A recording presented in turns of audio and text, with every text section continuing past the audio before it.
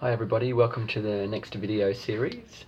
Hopefully you got a little bit out of certainly the first video series where we specifically looked at and focused on the redundancy piece and restructures as well as workforce resourcing. This particular video series really aims to focus on enterprise bargaining agreement, which is certainly a very important and key role when we're looking at employee relations or employment relations. What I want to focus on specifically is around the union and representative piece and getting the desired outcome or result can be a challenge, and what I wanted to do is take you through a real life practical example of that in the workplace that I'm in at the moment.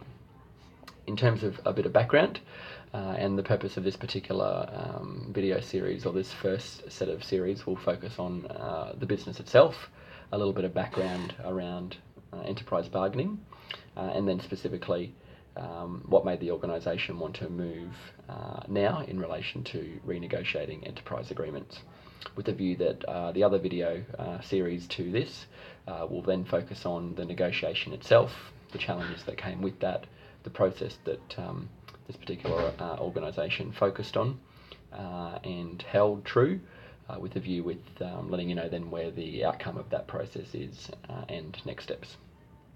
So in terms of a bit of background, the organisation's a non-for-profit organisation and is now in a position to renegotiate its currently expired enterprise agreements.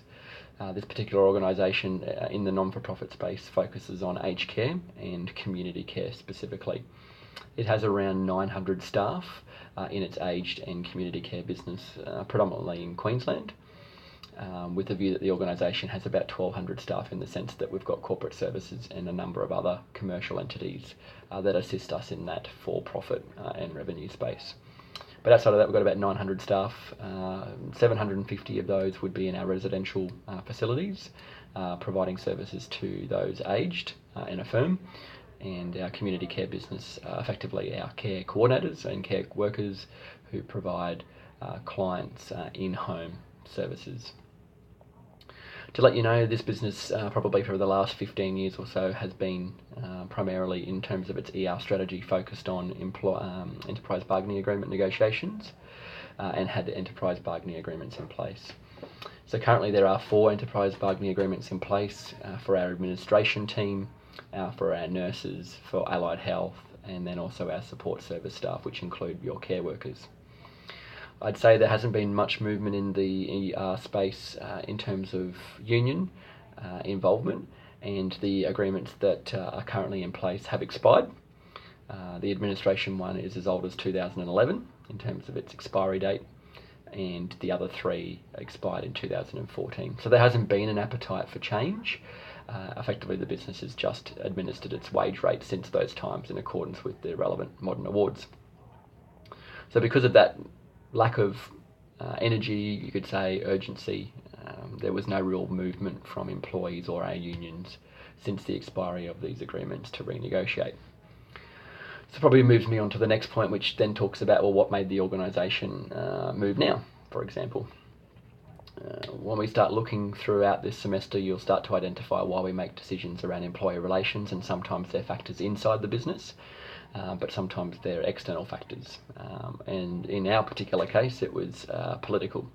I'm not sure if you've seen more recently, there's been a number of changes, certainly in community care, not only across our particular business, but the general marketplace that provides community care, in the sense that the government's changed the way that community care has driven. Effectively, what they've done now is pushed community care service and demand back to the individual, being the client.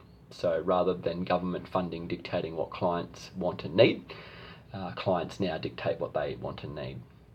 So effectively that challenges and places facilities and services like ours at the fore, which means that there's a piece that would need to be done around rebranding and branding, and you might find probably for the last month or so there's been a lot of television commercial in that community space around selling the business and what it can do in terms of philosophies and trying to drive that client demand.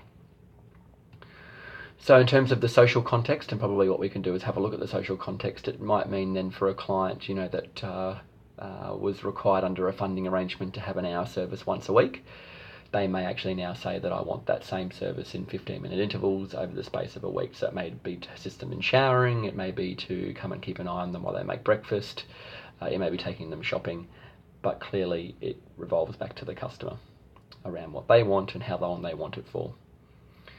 And do they really care who provides that service, as long as they get their 15-minute client care. So what does that mean effectively for the organisation that I work for? Well, that means that there's a need for us to be more competitive, that the organisation does want to be a leader in the environment in which it operates, but how do we distinguish ourselves from others when we've got this client demand now where they are expecting and seeking our flexibility around our workforce model? The challenge is then taking that away and understanding our legal frameworks. As you're probably aware, there's a number of frameworks that govern us in terms of the Australian environment, and that's the Fair Work Act. With inside all of that, we've got obligations around the National Employment Standards. There are modern awards that govern certain industries, and there are a number that govern this particular organisation, aged care organisation. And as I'd mentioned, there are 4 current but expired enterprise agreements governing this particular organisation. So there's a complex environment in which we work, where we have obligations to meet minimum employment conditions. We want to be a market leader. We have compliance obligations with the national framework in which we need to work within. And then we've got a whole client base telling us that we need to be flexible and accommodate for market changes, forces and those demands. So what does that mean? How do we manage that, and how do we set the business up for future success? I think it's important probably before we even think about renegotiating enterprise agreements to have a look at where we want to sit in the market. Do we want to be a provider where we offer minimum conditions, for example, or do we want to be competitive, and how competitive do we actually want to be? Do we want to be 1% above award conditions? Do we want to be 5%? And how do we offset that around other incentives to actually make ourselves an employer of choice and have employees want to work for this particular organisation? And then lastly, can we actually afford it? The other question then would be posed around existing conditions. Do we want these agreements to continue in the shape and form they are, but currently don't cater for those changes in the market around flexibility of engaging our people, for a 15-minute shift, for example, where at the moment our minimum obligation for employees is 3 hours. So how do we then, if we were to renegotiate, do we have those conversations with employees and union representatives about wanting to strip back minimum conditions? And by doing so, what would they expect in return? Do we stick with those enterprise agreements, or is there a new way that we can do things to get the outcomes that we want, but to make sure that there's a win-win for not only ourselves but our employees and our union representatives? The organisation doesn't have at the moment a documented ER strategy, but clearly we have a focus on enterprise bargaining, negotiating and working with our employees. I'd have to say, since I've been with this organisation, there hasn't been a lot of consultation with unions and union bodies, which could present a challenge when we come to renegotiate an agreement. So it's about building relationships, building partnerships, and understanding what do we want to achieve together. The unions involved in the enterprise bargaining agreement at present, and would if we were to negotiate again, is the Australian Workers Union, United Voice, Queensland Nurses Union, and Together.